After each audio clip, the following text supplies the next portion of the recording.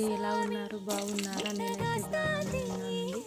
Sunday అని ఇంట్లో mutton తెప్పించాను. మరి నేను మటన్ కర్రీ ఎలా చేశాననేది ఈ వీడియోలో చూసేద్దామా?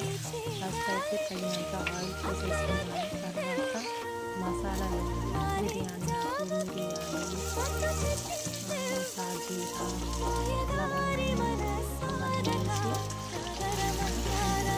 కలుపుకున్నాను. మెంతి కూర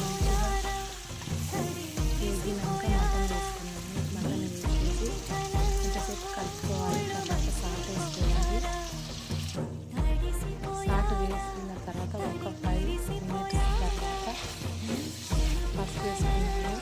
మటన్లో ఉన్న వాటర్ అంతా పైకి వస్తుందంటే సాల్ట్ పసుపు వేయడం వల్ల. తర్వాత టమాటాలు వేసుకున్నాను. మరి మీరు ఎలా వండుతారు అనేది కామెంట్ బాక్స్లో కామెంట్ చేయండి నాకు. ఒక 5 మినిట్స్ ఉడికిన తర్వాత అల్లం వెల్లిగడ్డ పేస్ట్ వేసేసుకున్నాను.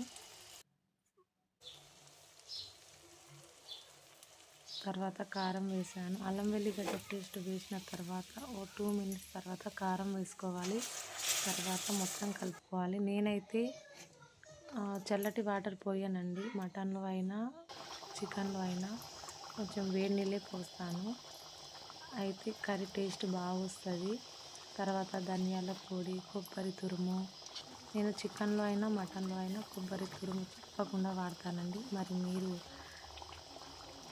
ఎలా చేస్తారో కామెంట్ బాక్స్లో కామెంట్ చేయండి. తర్వాత గరం మసాలా వేసుకున్నాను. తర్వాత కొత్తిమీర. నేను చేసిన మటన్ కర్రీ మీకు నచ్చిందా లేదా కామెంట్ బాక్స్లో కామెంట్ చేయండి.